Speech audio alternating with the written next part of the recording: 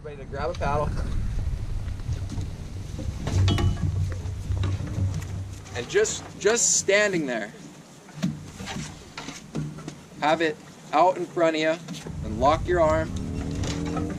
Imagine you're in the gym or something. And just try to push down on your T-top. Just try to push down and feel what muscle that engages. It's the lat, right?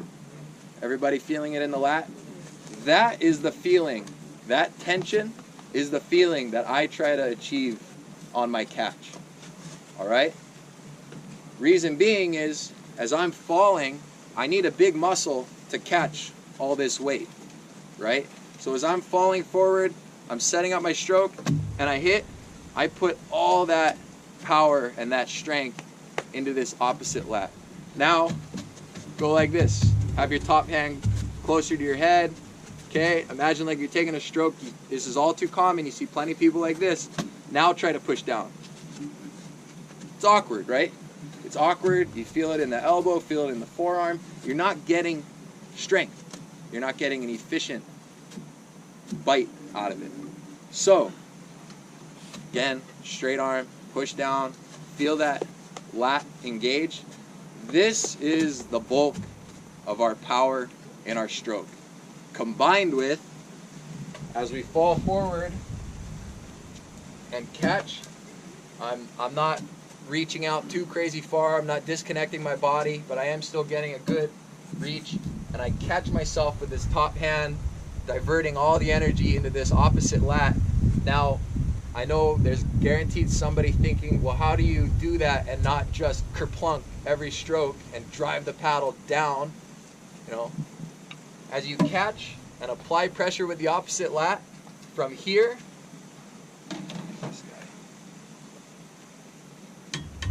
from this point here, I'm keeping on the pressure, but I'm not falling forward. Sorry, I'm probably mooning you behind me, huh? That costs extra. I'm not falling forward, I'm not pressing down and falling forward and collapsing like this. At this point at my catch, I've got all this weight on here. This is as low as my body is gonna get in my entire stroke. This is the lowest point. From here, I keep pressing down with my top hand from the lat, but I just sit back up like this. So it's this motion, right? This is our metronome. As I catch, I engage, and as I press down, I sit up with it. Now, I don't want to sit up too far, because that's going to create a lot of throwing. We want to keep everything in front of us. Lowest point of my stroke, good catch, put it all into this opposite lat, and just sit up. Okay? Everyone kind of following me? Because the goal is, as I sit up with it, you can see how this doesn't dive. If I were to do this, it goes lower, lower, lower, and it starts to throw water up and force the boat down, and we create bounce. Okay? The goal is to move it laterally forward perfectly. So, let's recap real quick. This is now the new beginning and end of my stroke, and this is really helpful, the erg, because this naturally wants to pull, right? It's like a rubber band. So this is kind of the goal, is we're rested, we're relaxed. 3, 2, 1, boom. There's no pause, hit the catch. I'm driving with this opposite lat.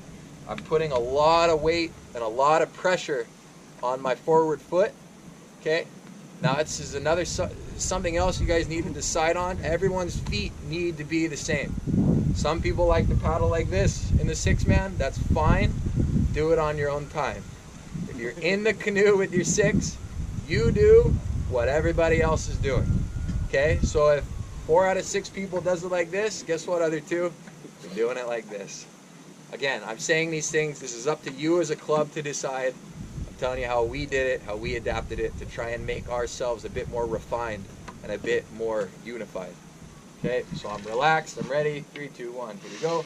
Catch and sit up with it. I mean, forward, catch and sit up with it. So the path of my top hand is really simple.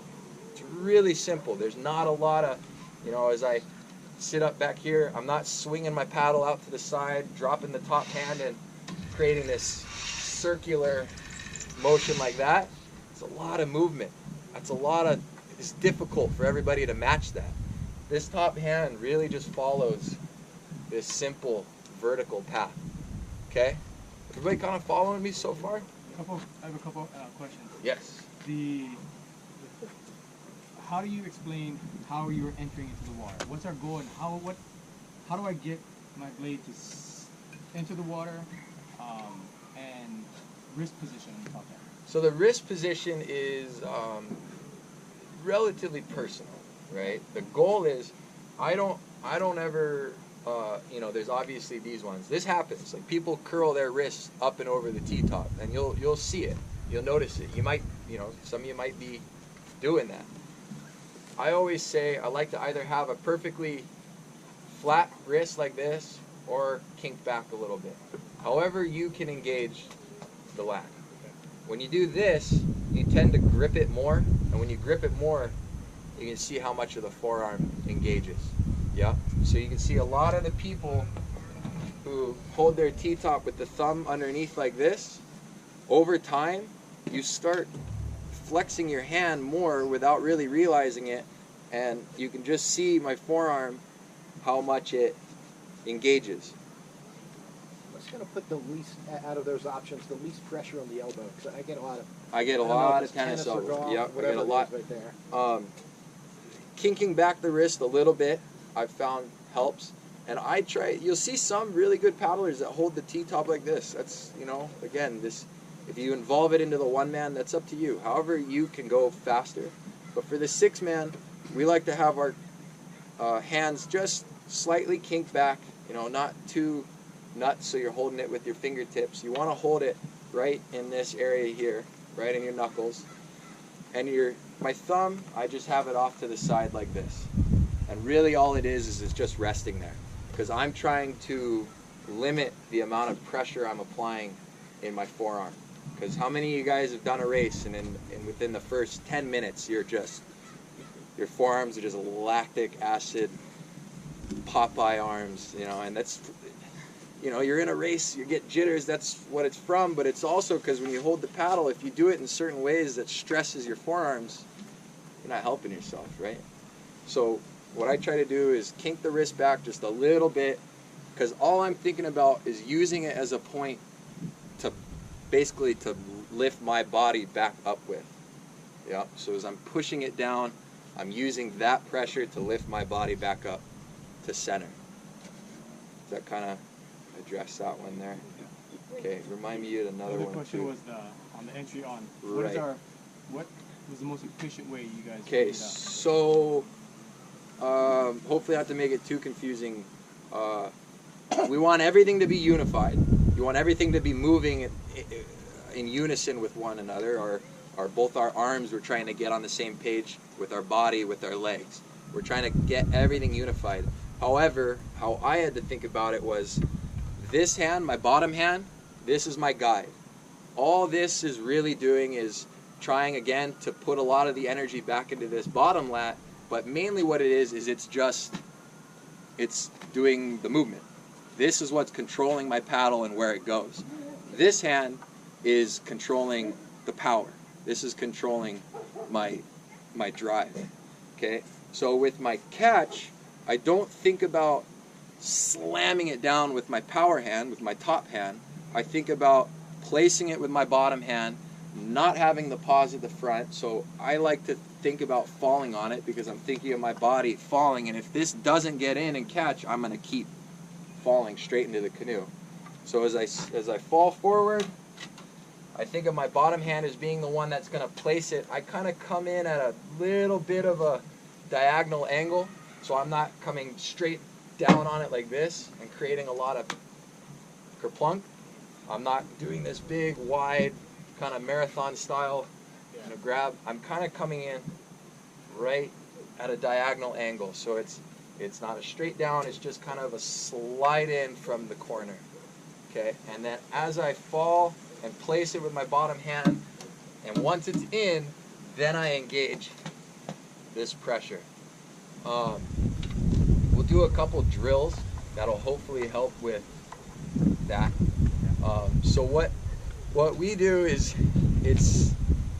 it's silly. You look like idiots when you're out there doing drills. You know, you see a bunch of grown men in the boat just doing these little AYSO style drills, but it's necessary. You know, we get away from it as we get older, as we become more, you know, like this is a hobby, gang. Like we're not changing the world here. We're not getting rich off of it. It's a hobby, you know, but I just try to hobby as best I can, you know, if that makes any sense. So, you know, just take it for what it is.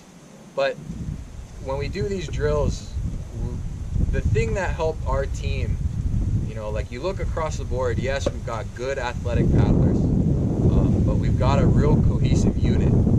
And you don't need the top one-man people in California to be a good team. You know, I think we showed that in the past couple of years, because we've got a couple guys who hardly even paddle one-mans, but they could blend really well. So these drills, if you've been to a clinic of mine before, or you probably heard it from other clinics, you know, on YouTube or whatever, it's, again, the timing and the metronome is the body. We have our one seat start out and just set a pace for us. Pretends like we're surfing Pailolo Channel, looking cool. You know, we're just setting the pace, and then one by one, we fill in until all 6 of us are kind of going, okay, this is the pace that we're working with today. We're trying to basically learn our stroker. Yeah, we're trying to learn our stroker. We go, all right, here it is. And then we don't do this as much, but Dana Point, they do this a lot with their women's teams, and the men now are starting to do it more, but we just do a one-hand drill. We paddle just with one hand. So you lock your bottom arm, and as you fall forward, that's where you can practice this catch. Is you fall forward and it sets. You're not really going to pause with one hand because it kind of hurts. You have to set it, and what this does is it's helping you associate how to set the paddle as you're falling forward without applying the pressure. The top hand can really mess it up if you try to involve it too soon into a stroke you're learning and adapting. So just break it down little by little. First the body. While you're doing the body, think about the legs. We're always trying to keep a consistent pressure with the leg, okay? A lot of times people, as they catch, they drive with the leg, and when they're done with their stroke, they let off. And you can see what happens from when I have pressure to letting off. You can see how I can rise a little bit up and down. That's bounce. You're not going to bounce on land, but when you're in the water, every little thing, you know, you can feel every little thing, right? So always keeping consistent pressure with the leg. As we drive with the leg, we let off a little bit, but I've still got a connection with the canoe. I can still, you know, I'm basically controlling my hips this way. And I come forward again from the next stroke, plant, and I'm driving again. All right, so back to the drill, the one-hand drill, real simple. We get the bodies in line, we think about the legs, practice that, because you'll feel when certain people aren't engaging the legs. You know, it's a lot, this is a lot of dead weight. If you're not using these, that's a lot of missed opportunity, okay, for yourself as well. Because if you engage the legs, it takes a lot of the energy out of your upper body, all right? So, simple, straight arm, you plant the blade, and now what this does is it helps you to practice falling forward and going straight in at your catch, and now you're not going to want to do this. The water is going to hold it, and it's going to be real tough. You want to plant it and just sit up with it, keeping the straight arm. You just real slowly, and what it also does is, as there's weight on the back of this blade, it helps for you to associate with this positive angle. Right, so now we're finally getting to what you're talking about. A lot of times when people paddle, everybody knows I was, if you look at videos from 2006, 5, when it was just starting out, and I was like this. I paddled just like that. I don't think I ever had a positive angle. Okay, everybody kind of know what I mean by a positive angle, right? Kind of. So let's say right here, let's say this is 0. We would consider this to be positive, and we would consider this to be negative, right? Now, once there is always a certain point in your stroke, your blade will turn over and go negative, but it's limiting the amount of time and pressure that you use while it's at that point. Because what that does is it's pushing water up and it's driving the boat down. We want to try with this one-hand drill, you're going to feel that it's going to keep this positive angle as long as possible till we get to the back, and then you have to turn it over. Alright, so when we paddle and involve the top hand, it's very easy to catch, grab, and push forward and down, and immediately that turns it. So the way I counter it is by doing these little drills, but also by getting my catch and thinking that this is as low as I can go. Remember, this is as low as I can go, and what that helps me with is I've got to sit back up with it as my top hand comes down, and it just keeps that angle positive for a little bit longer. Alright? What path are is your top hand going? Like, So what I think about for my top hand and the track that I was talking about earlier, imagine the gunnels of the canoe. I just draw two imaginary lines going vertical straight up from the gunnels. You can even put a little horizontal on top if you want. And my path is at my catch, my top hand, we're trying to stack our top hand, or stack our hands so that one is directly on top of the other. I stack this hand on top of my bottom hand, and the gunnel's probably right about here, and I've drawn this line up. I'm trying to put it in this corner of the imaginary square, and all I'm doing is coming straight down that vertical line, and on my recovery, instead of imagining that I'm coming across the bottom, up the other side, and over, I'm trying to do a diagonal to the opposite corner, and then across. Okay, so it's confusing when I think about it that way, but so all I'm doing is catching, coming straight down that vertical, and then trying to get up to this opposite corner and across. So it's as I sit up with my stroke, it's a very simple maneuver. I'm not coming down and up. A lot of times when people get fatigued, they finish their stroke and then get back. You know, that uses more energy than you realize. I'm trying to keep everything in front of you. So I'm coming down the vertical, back up to this top corner. And the reason I think of it as being here is because it helps me to avoid putting my top hand in this bottom area.